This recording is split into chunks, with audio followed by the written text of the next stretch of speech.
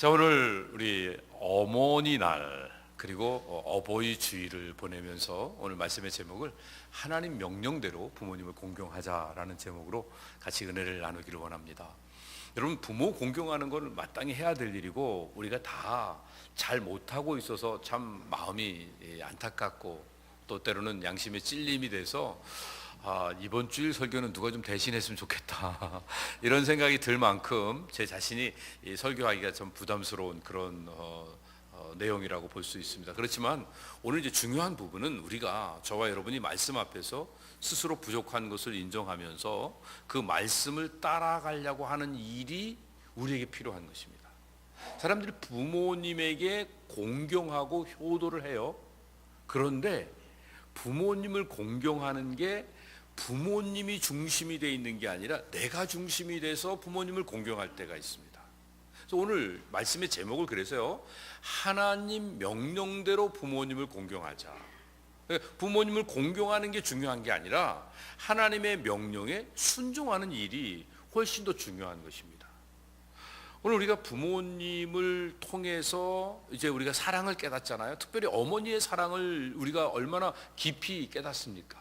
돌아보면 어머니의 사랑을 기억할 때마다 가슴이 뭉클해지고 또 정말 몸둘 바를 모르는 안타까운 그 과거의 부끄러운 모습들이 우리가 기억이 날 것입니다. 근데 거기서 끝나면 의미가 없습니다.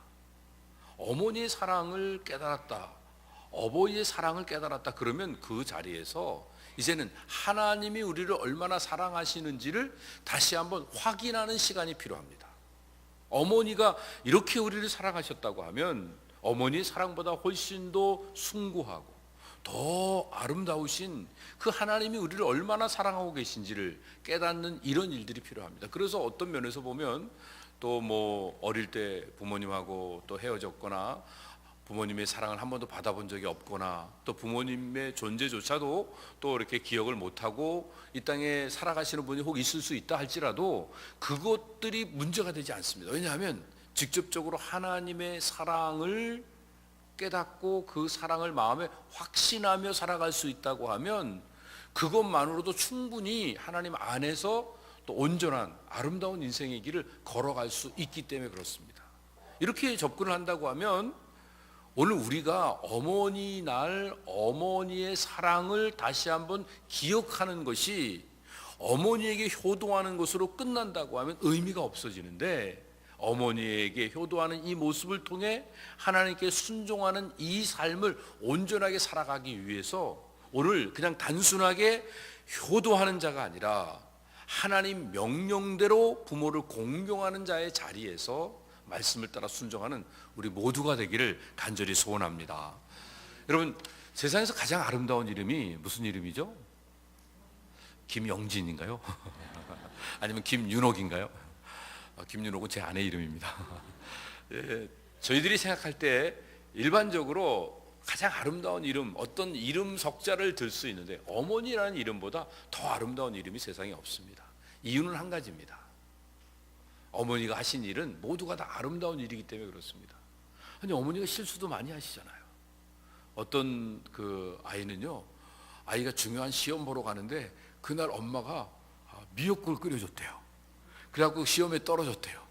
아니, 뭐 시험에 떨어지려고 떨어졌지 꼭 미역국 먹었다고 떨어졌겠어요. 근데 그 떨어진 아이는 계속 두고두고 내 미역국 먹어갖고 떨어졌다고 엄마 탓하고 있는 그런 모습. 근데 어머님이 시험 보는 날 미역국 끓여드린 게 잘한 걸까요? 잘못한 걸까요? 예? 잘하신 겁니다.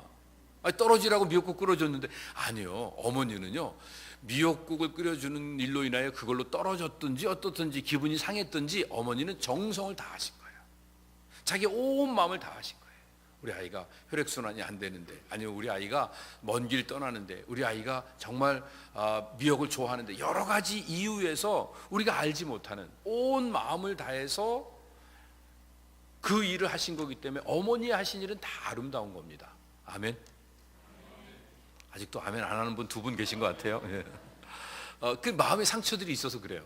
그런데 그 어머니가 하신 일이 아름다울 수 있는 이유를 한 가지로 든다고 하면 그건요, 자기 전부를 드렸기 때문에 아름다운 거예요. 그런데 어머니보다 더 아름다운 이름이 있습니다. 그 이름은 예수님입니다. 예수님 믿건 안 믿건, 예수님 알건 모르건 예수님은 정말 아름답고 귀한 분이십니다. 왜냐하면 자신의 전체를 나 같은 죄인을 위해서 아낌없이 다 내어주셨기 때문에 예수님이 행하신 일은 전부가 아름다울 수밖에 없게 됩니다. 그런데요, 보통 보면 그 아이들을 보면서 여러 가지 깨닫는 게 많아요. 애들은 엄마를 참 좋아해요. 근데 엄마가 뭘 주잖아요?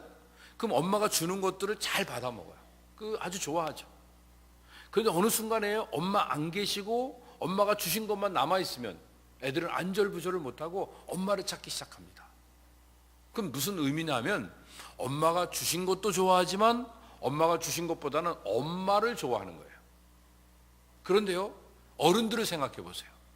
어른들은 하나님을 좋아해요. 하나님이 주신 것도 좋아해요. 근데 하나님이 뭘 주셨어요. 근데 하나님이 옆에 안 계세요. 그러면 하나님을 찾을 수 있을지 모르죠. 그런데 어느 때는요, 하나님은 계셔요. 하나님이 아무것도 안 주세요. 그러면 속상해갖고 힘들어갖고 어쩔 줄 몰라 하는 이런 모습을 보면 어느 순간에 보면 애들만 못한 경우가 있는 거 아닌가. 엄마만 있으면 모든 것들을 그냥 천천히 하나하나 이루어가면 된다고 생각하는 아이보다도 믿음이 적은 이런 모습으로 우리가 신앙생활을 하고 있는 거 아닌가.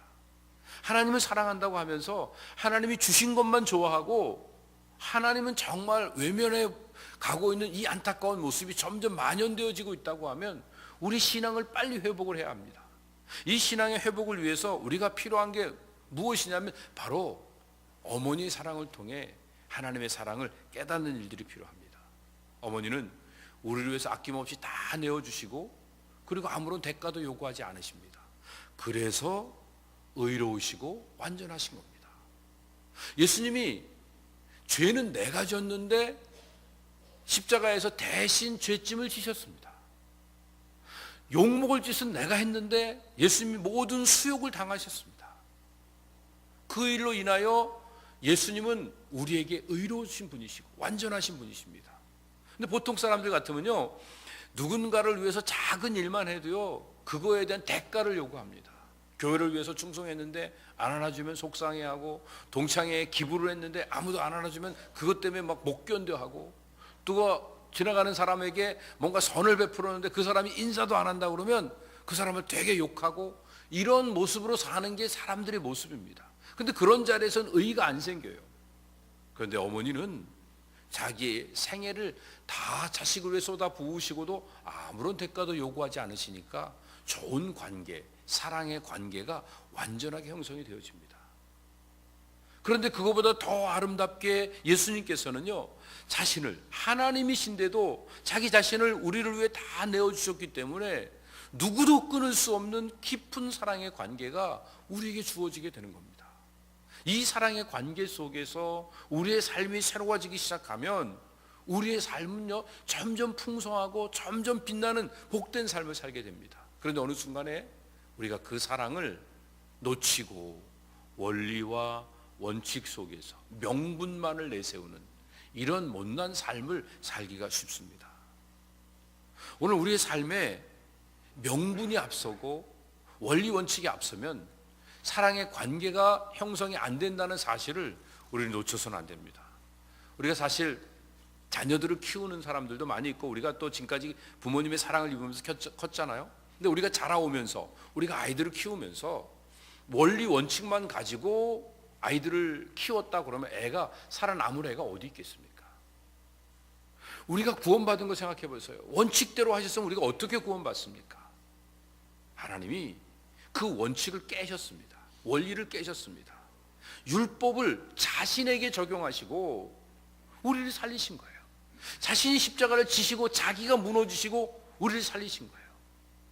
어머니가 자식의 잘못한 그 부분, 자식의 못난 부분들을 자기를 깨트리시고 자기를 무너뜨리시고 자기를 비우시고 그리고 우리를 살리셔서 우리가 이 자리까지 온 거 아닙니까? 그렇다고 하면 우리가 해야 될 일은 무엇일까?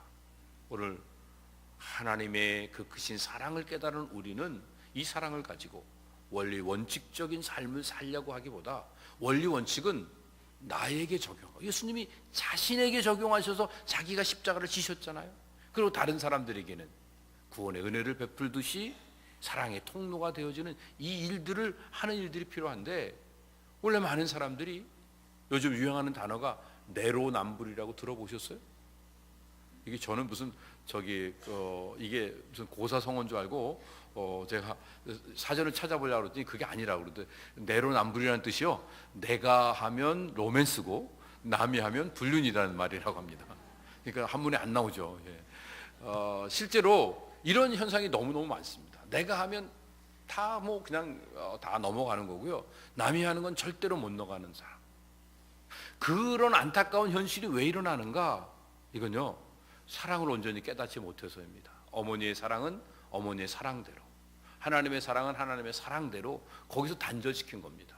어머니의 사랑이 느껴졌으면 그 사랑을 가지고 하나님의 사랑을 다시 한번 마음에 확인해야죠. 하나님의 사랑이 내 마음에 확신되어지면 그 사랑을 가지고 이웃들에게 나가서 이 사랑을 증거하는 역할을 해야지 되는데, 그 일을 하지 못하니까 문제가 되어집니다. 사실 부모님하고 하나님은요, 공통점이 아주 두드러진 게 한 가지입니다. 자리가 바뀌었어요. 공경을 받아야 되는데 공경해 주시고, 희생을 받으셔야 되는데 희생해 주시는 분이 하나님이시고 어머님이십니다. 그런 그 일들을 깨닫게 되어지면, 느끼게 되어지면 우리가 할 수 있는 일은 유일하게 한 가지, 감사하는 겁니다. 찬양하는 겁니다. 그래서 우리가 어머님에게 감사하고, 진짜 어머님에게 감사하는 사람이 마음에 열려지면요, 하나님을 저절로 바라보게 돼요. 하나님의 은혜는 더 크다, 그 느낌이 들게 되면, 하나님의 은혜를 깨달은 사람은 자기도 모르는 사이에 이웃들을 향하여 마음이 열려지게 됩니다. 내가 받은 게 전부 다 하나님의 은혜인데, 그래서 자기가 갖고 있는 모든 것이 하나님의 은혜임을 깨닫게 되면 다른 사람들에게 긍휼과 자비의 마음을 가지고 사람들을 바라볼 수 있게 돼서, 사람들의 보이는 눈의 현상을 보는 게 아니라 그 속에 있는 그 아름다운 마음, 가능성이 있는 마음을 바라보면서 기다려줄 수 있고 긍휼을 베풀어 줄 수 있는 거예요. 어떤 그 목사님이 계셨습니다. 그 이름은 에드워드 랭거럭이라고 하는 목사님이셨는데요, 그 목사님이 설교 중에 예화를 드십니다. 예화 내용은 이렇습니다. 어떤 7살 난 소년이 있었습니다. 그 소년이 어느 그로소리 가게에 갔는데 사탕을 먹고 싶어서 사탕을 몰래 훔쳤습니다. 그리고 주머니에 넣는 순간 주인 아저씨가 딱 오더니 잡아갖고, 그래서 거기서 야단을 맞았습니다. 근데 주인 아저씨는 마음씨가 좋아서 그냥 확 다 풀어준 건 아니고 경찰을 부르지 않고 부모님을 불렀습니다. 그래서 경찰 대신 부모님이 와갖고 부모님이 이제 야단을 칩니다. 아버지 어머니 오셔갖고 이 아이가 도둑질을 했습니다 막 이야기를 하니까, 또 옆에 있다가 아버지가 아니 우리 아들이 도둑이라니 참 한심하다고, 내가 그렇게 안 키웠는데, 막 짜증을 내면서 뭐라고 막 투덜투덜대면서 그 아이에게 푸념을 늘어놓고 있었는데, 그때 옆에서 엄마가 무슨 말씀들을 하세요. 우리 아이가 도둑이라니, 우리 에드워드는 도둑이 아니에요. 우리 에드워드는요 목사님 될 거예요. 우리 에드워드는 하나님을 너무 사랑해요. 우리 에드워드가 정말 하나님이 기뻐하신 일을 할 거예요. 그렇게 어머니가 막아주시고, 그리고 집으로 왔던 그 일이 있었습니다. 그리고 그 말씀하시고 에드워드 목사님 가만히 계셨습니다. 그리고 이렇게 말씀하십니다. 그 7살 난 소년이 바로 저였습니다. 저는 가게집 주인과 그리고 아버지가 저를 야단치고 정죄하는 그 소리 때문에 기가 죽어서 어쩔 줄을 몰랐는데, 옆에 계신 어머니가 저를 보면서 저가 한 행동들에 대한 평가를 하지 않으시고 제 마음속에 있는 그 아름다운 하나님의 사랑을 들춰주시면서, 그러면서 제 나중에 잠재적인 그 일들에 대해서 안내를 해주셔서 엄마가 나를 얼마나 사랑하는지를 깨닫고, 그 일들을 통해서 내가 나를 어떻게 사랑해야 되는지, 진실로 사랑하는 모습이 무엇인지를 깨닫게 되어서, 그 일로 인하여 나는 다른 사람들을 볼 때 다른 사람들의 눈앞에 나타난 현상이나 지금 현재 일로 보지 않고 하나님의 그 은혜와 사랑을 가지고 사람들을 볼 수 있게 돼서 여러분들 앞에 이렇게 서게 되었습니다 라고 설교를 하면서 눈물을 흘리셨다는 이런 이야기가 있습니다. 오늘 제가 이 부모를 공경하는 일에 대한 본문을 여러 군데서 택할 수 있는데 특별히 신명기에서 택한 이유가 있습니다. 출애굽기 20장에 있는 본문을 택할 수도 있고 에베소서에 있는 그 에베소 6장에 있는 그 본문을 택할 수도 있는데 왜 하필이면 신명기에 있는 말씀을 택했는가? 어떻게 보면 또 신명기도요, 신명기 5장 16절이잖아요.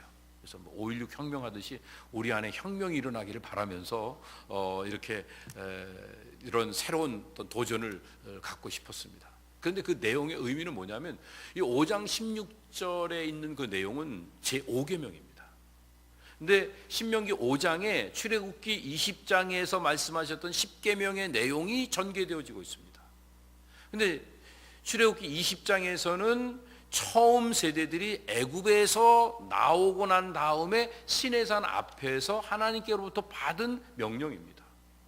그런데요, 이제 한 세대가 지나가며 40년 세월이 지나가면서 가나안 땅을 앞에 놓고 요단강 앞에서 그들이 이제 다시 모세가 준 말씀들을 다시 회상하며 재정리하고 있는 내용이 신명기에 있는 내용입니다.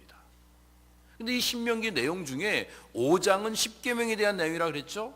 근데 그 5장의 10계명에 대한 내용을 이제 그 2장부터 25장까지 그것을 자세하게 풀어서 재해석을 해놨습니다.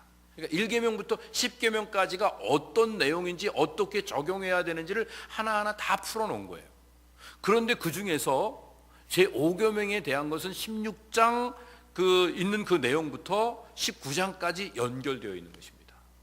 그래서 12장부터 25장까지 재해석을 하고 26장에서는 전체적으로 총 결론을 이야기하고 27장에서는 세겜 땅 앞에서 다시 언약을 세워서 너희들이 가나안 땅에 들어갔을 때 다시는 저주받는 이런 일들이 안 생기도록 이것은 금해야 된다. 그리고 저주받지 않게 하도록 12가지를 돌비에 기록해서 적어놓으라고 그 명령을 주셨습니다. 이걸 세겜 언약이다 이렇게 말합니다. 그리고 우리가 잘 아는 그 신명기 28장 1절부터 14절까지는 축복에 대한 내용이죠. 그래서 순종하면 복을 받는다. 그 다음에 마지막 68절까지 있는 내용은 또 불순종하면 저주받는다 이 내용입니다. 그리고 난 다음에 29장과 30장에서는 모압 언약을 주십니다. 이건 1세대들이 실패했는데 너희들도 가나안 땅에 들어가서 실패해서는 안 되고 너희들은 성공해야 된다. 그래서 너희들은 다시 들어가기 전에 회개하고 마음을 다지고 들어가야 된다 라고 말씀하시며 재도전을 주시는 그 내용이 바로 그 모압 언약입니다. 그러고 난 다음에 지도력이 이양되어집니다. 이양되어진 지도력이 어떻게 되어지죠? 여호수아에게 넘어가는 게 30장, 31장으로 넘어가게 되고 31장, 32장으로 넘어가게 되고 그 다음에 33장에서 모세가 12지파에게 다 축복을 해줍니다. 그리고 마지막 34장에서 이제 하나님의 부르심을 받아서 자기 눈도 흐리지 않고 기력도 쇠하지 않았지만 수명이 다해서 하나님 앞에 가는 그런 장면이 나오게 됩니다. 자, 오늘 본문 신명기 5장 16절에 있는 그 말씀은 아까 말씀드린 대로 신명기 16장 18절에서 19장 23절까지의 재해석이 되어 나오는데 그 재해석의 내용 중에 첫 번째로 우리에게 전해주는 내용이 뭐냐 하면 우상을 섬기지 말라는 겁니다. 부모 공경하는 거하고 우상 섬기는 거하고 무슨 상관이 있습니까? 그런데 이 부모 공경하는 이 제5계명에 대한 재해석은 이렇게 시작합니다. 우상을 섬기지 말아라. 그런데 우상 숭배와 하나님 섬기는 것과의 차이가 뭐가 있을까요? 우상 숭배는요, 자기 중심입니다. 열심히 섬깁니다. 열심히 신을 숭배합니다. 그런데 내가 복 받으려고 하는 거예요. 나 잘 되려고. 그래서 내가 컨트롤합니다. 뭘로? 정성으로, 열심으로, 내 예물로, 내 희생으로 신을 컨트롤하는 게 그게 바로 우상 숭배의 모습이에요. 그런데 하나님 섬기는 건요, 내가 하나님을 컨트롤하는 게 아니라 하나님의 뜻이 내 마음에 새겨져서 그 뜻을 따라 내가 변화되어지는 겁니다. 자, 다시 정리합니다. 왜 부모 공경하라고 말씀하시면서 첫 번째 우상 숭배하지 말라고 했는가?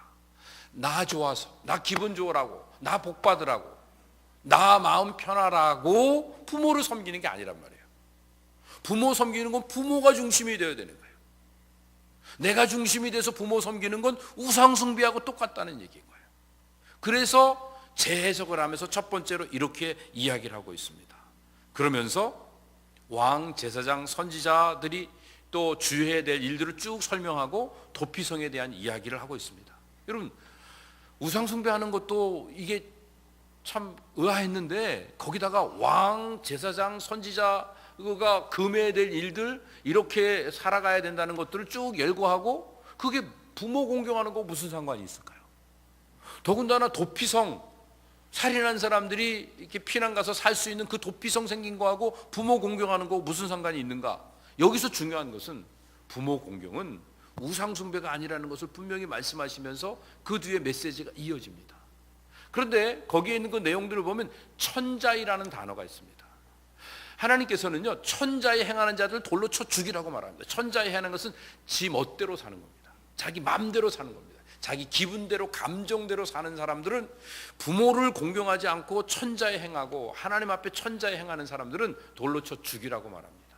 그런데 이 단어, 천자에 행한다는 단어가 12절과 14절에 나오는 걸로 끝나지 않고 한 군데 더 나오는데, 성경에 그게 다니엘서 5장 20절입니다. 느부갓네살이 왜 망해서 왜 죽게 되는가가 거기에 설명되어 있을 때 이렇게 설명되어 있는 겁니다. 마음이 높아지며 뜻이 강팍하여 교만을 행함으로 그 왕위가 폐함받으며 그 영광을 빼앗기고, 교만이 행한다가 천자에 행한다는 말인 것입니다.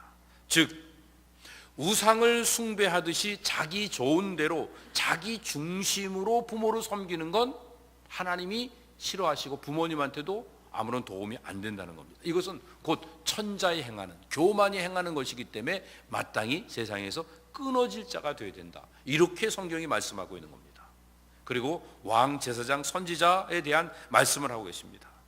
그런데 왕, 제사장, 선지자를 말씀하신 이유는, 왕, 제사장, 선지자는요 다 자기를 위해 사는 사람이 아니라는 겁니다. 모든 권한이 다 주어져 있는 것 같지만 백성들을 위해 살아야 된다는 겁니다. 마찬가지로 부모가 자기를 위해 살지 않고 백성들을 위해 사는 왕처럼 자식을 위해 산다는 겁니다. 그래서 우리가 왕이 백성들을 위해 살기 때문에 왕에게 순복해야 됩니다. 그래서 왕은 그만 게 있습니다. 여자도 많이 두면 안 되고, 재산도 많이 두면 안 되고, 군대도 많이 두면 안 됩니다. 하나님의 그 다스림을 전하는 역할을 해야 되기 때문에, 그래서 왕은요 늘 말씀을 경청하면서 하나님의 대리인으로 역할을 해야 됩니다. 그렇다고 하면 부모도 하나님의 대리인, 왕 같은 대리인이라는 것입니다. 그래서 부모에게 효도해야 됩니다. 제사장은요 자기의 소유는 없습니다. 모든 것들이 다 하나님이 공급하시는 걸 가지고 사는 거예요. 그래서 자기는요 시온의 대로입니다. 자, 자기 모든 것들이 자기 거가 아니라 자식 거예요. 자식에게 전해주는 거예요. 그러니까 그 부모를 통해서 자식이 복을 받는 거란 말이에요. 그 시온의 대로를 통해서 하나님의 복을 받는, 제사장을 통해서 백성들이 복을 받는 것처럼 자식들도 부모를 통해서 복을 받는다는 걸 생각하며 부모를 공경해야 된다는 겁니다. 그리고 더 나아가서 이 선지자는 하나님을 대신해서 말하는 사람 아닙니까? 하나님이 그 입술에 하나님의 말씀을 전해주신 겁니다. 그러니까 부모님의 말씀에 그 권위를 인정할 수 있는 이런 일들이 필요한 것입니다. 그런데요 그 다음에 또 명령한 게 도피성을 만들고 그걸 활용하라고 말하고 있습니다. 그 이유는 왜 이게 제5계명을 재해석하는 것과 연결되어 있냐면, 도피성은요 일부러 죄를 진 사람이 아니라 어쩌다가 잘못해서 죄를 진 사람들, 특별히 사람을 죽인 사람들이 살 길을 열어주는 거예요. 그런데 그 살 길을 열어주기 위해서 그 안에 들어가면 그 도피성 안에 있는 장로나 유사들이 그 죄인들을 데려다가 여차여차 그 모든 상황을 들어보고 회개를 시키고 그 안에서 보호를 해줍니다. 마찬가지로 부모는 우리의 피난처라는 얘기입니다.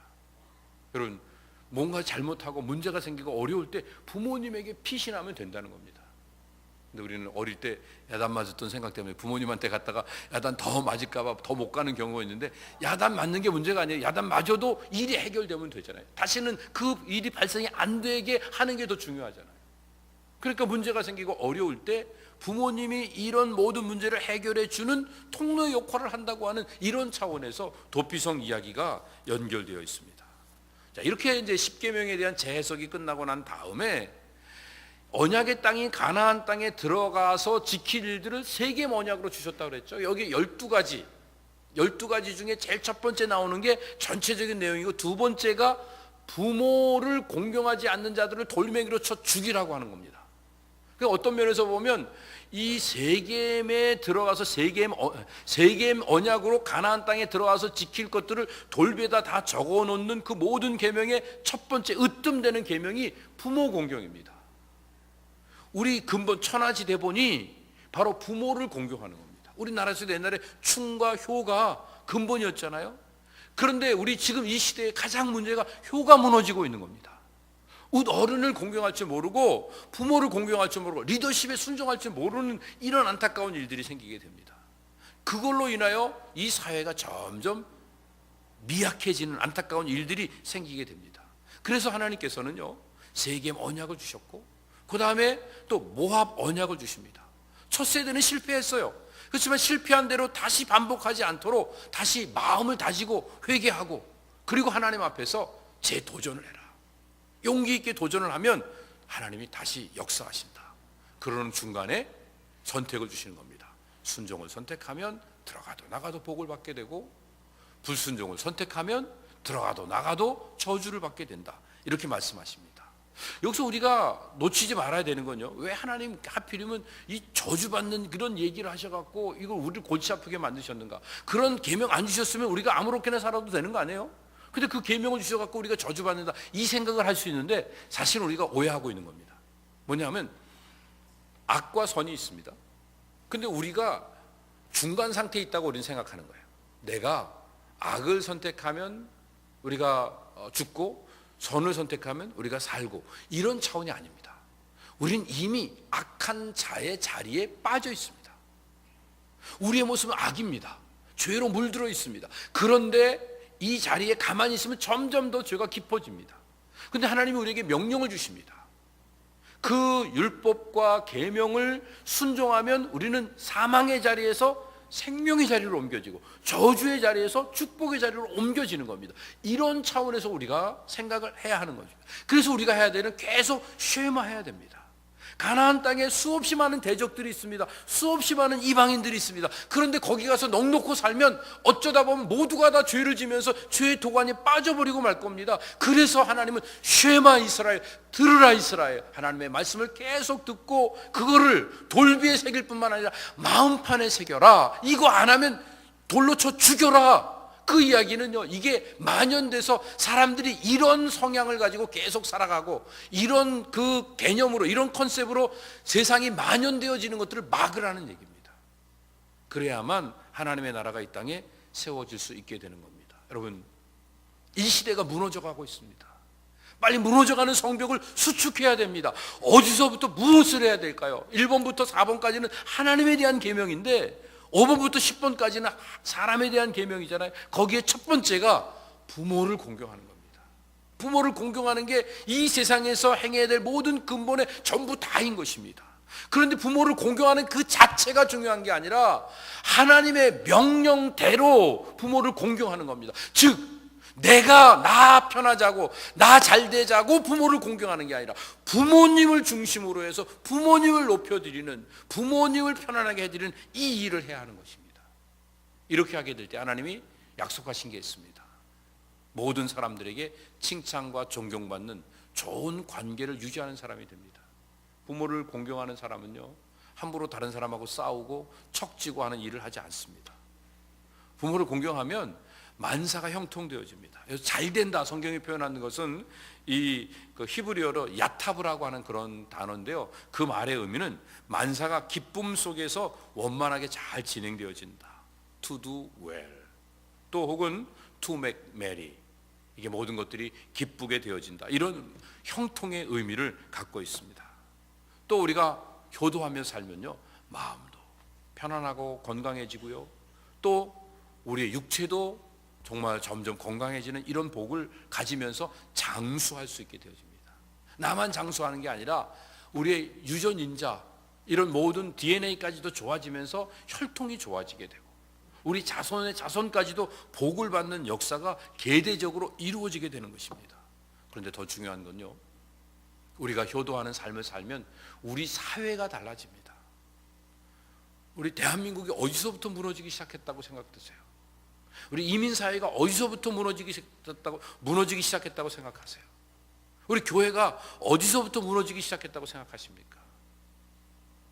땅에서 잘 되고 그리고 하나님이 주시는 장수의 복을 받는 게 그게 중요한 게 아니라 우리가 살고 있는 이 땅이 아름답게 변해지는 그 근본적인 비밀이 바로 여기에 있습니다. 내가 내 부모를 공경하는 일부터 시작해야 합니다. 그냥 부모를 잘해주는 게 아니라 부모님을 중심으로 부모님을 공경하는 일들이 필요합니다. 셰익스피어가 이런 말을 했습니다. 부모의 음성은 하나님의 음성이다.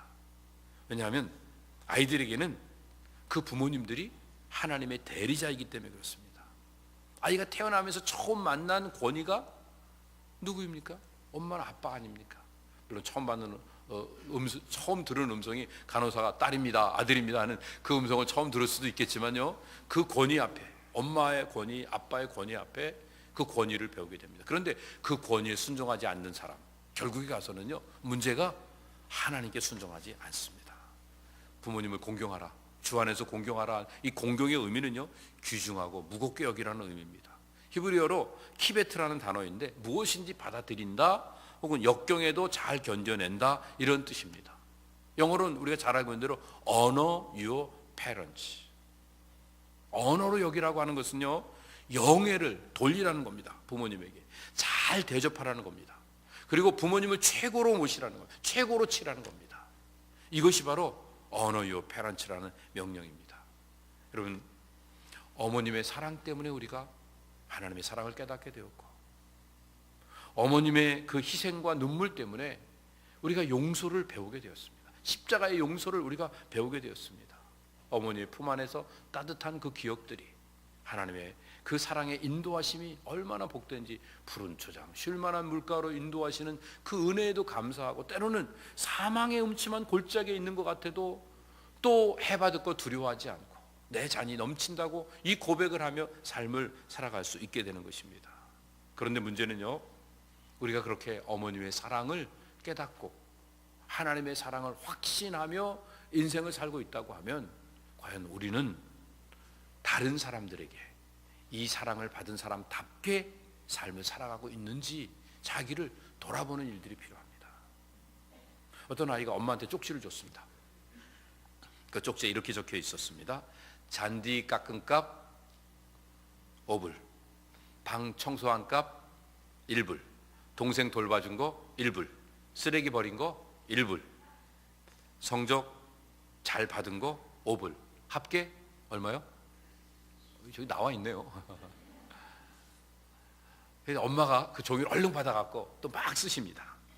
10달 동안 뱃속에 데리고 다닌 값, 지금까지 먹여주고 입혀준 값, 병원에 데리고 간 값, 공부시켜준 값, 너를 위해서 눈물을 흘린 값, 그리고 토롤 얼마일까요? 벌써 나왔네요. 엄마가 다 풀이라고 썼습니다. 다 모든 것들이 엄마가 풀이라고 썼어요. 이 아들이 너무 겸연쩍고 너무 미안하고 너무 얼굴이 화끈거려서 견딜 수가 없는 거예요. 그래갖고 얼른 그 종이를 받아갖고 거기다가 뭐라고 썼을까요? 한번 보시겠어요? Paid in full. 안 줘도 됩니다. 다 내셨습니다. 얘는 참 양심적이에요. 그래도 우리는 어떻게 하죠? 얼른 종이 받아갖고, 그래요? 그럼 내가 깎아줄게. 10불만 주세요. 5불만 주세요. 그리고 인생을 살고 있죠. 우리가 하나님의 그 사랑을, 어머니의 사랑을 통해서 깨달았어요. 어머니가 우리를 위해서 희생하시고 우리를 키워주시고, 그거 기억하면서 그 기억이 못하더라도 그래도 우리가 하나님의 사랑을 깨달았어요. 그러면 그 하나님이 값없이 이 땅에 독생자를 내어주셔서 우리를 구원해 주셨는데, 그 은혜에 대한 감격을 가지고 나는 세상에 어떻게 살고 있죠? 그 은혜의 통로가 되고 있습니까? 내가 지금 가진 거 내 겁니까? 내 인생입니까? 내 마음대로 할 수 있는 겁니까? 왜 이렇게 어리석게 인생을 살고 있는 거죠? 그러면서 하나님 앞에서 13불 안 준다고 땡깡을 부리고 있는 이 어리석은 모습이 계속 만연되어지다 보면 결국은 우리의 삶은 점점 피폐되어질 수밖에 없게 됩니다. 하나님이 세상에 있는 모든 사람은 부모를 통해 태어나게 하셨습니다. 부모님을 통해서 자라나게 하셨습니다. 물론 또 어릴 때 부모를 멀리 떠나보낸 분들이나 또 떨어진 분들은 다른 사람의 손에 컸겠죠. 그렇지만 누군가의 사랑을 받으면서 우리의 지금까지 인격을 갖출 수 있게 만들어 주신 겁니다. 효경에 보면 이런 단어가 있습니다. 수욕정이 풍부지 자욕양이 침부돼.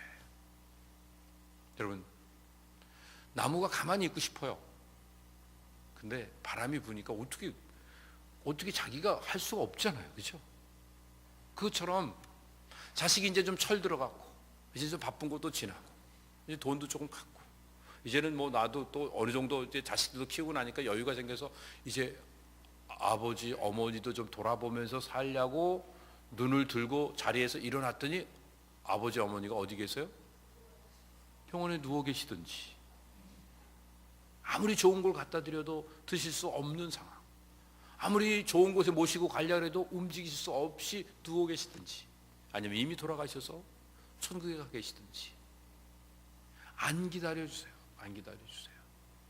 마찬가지로 어머니의 사랑을 통해서 하나님의 사랑 깨닫고 하나님의 사랑을 가슴에 품고 이 땅에서 많은 사람들에게 이 사랑을 증거하며 삶을 살아야 되는데, 우리가 선행을 베풀 수 있는 일들도 때가 있어요. 아무 때나 할 수 있지 않아요. 선을 행하는 거요, 돈 있다고 할 수 있어요? 실력 있다고 할 수 있어요? 아니요. 정말 우리 마음속에 어머니의 사랑 깨닫고 아버지의 사랑을 깨달은 사람만 할 수 있습니다. 그런데 사실은 부모님을 공경하는 게 왜 이렇게 어려우냐 하면요, 부모님을 공경하는데 부모님한테 뭐 용돈 좀 드리고 부모님 조금 뭐 맛있는 거 사드리고 이런 거 어렵지 않잖아요. 뭐 구제도 하고 사는데 나를 낳아주신 부모님 그런 거 못합니까? 그건 충분히 할 수 있죠. 그런데 이 부모님을 진심으로 정말 하나님의 명령대로 그렇게 하는 게 어려운 이유가 뭐냐 하면, 부모님을 공경하는 게요, 나의 부끄러운 과거와 나의 연약한 모습을 인정하는 것이기 때문에 그렇습니다. 내가 나를 정직하게 들여다보고 나를 인정할 수 없는 사람은 부모님 공경하는 걸 못해요. 할 수가 없단 말이에요.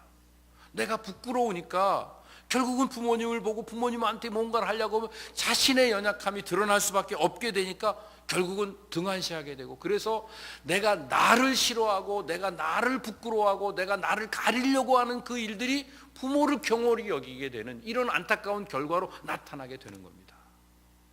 마찬가지로 이웃에게 사랑을 베푸는 것도 용기입니다. 아무나 할 수 없습니다.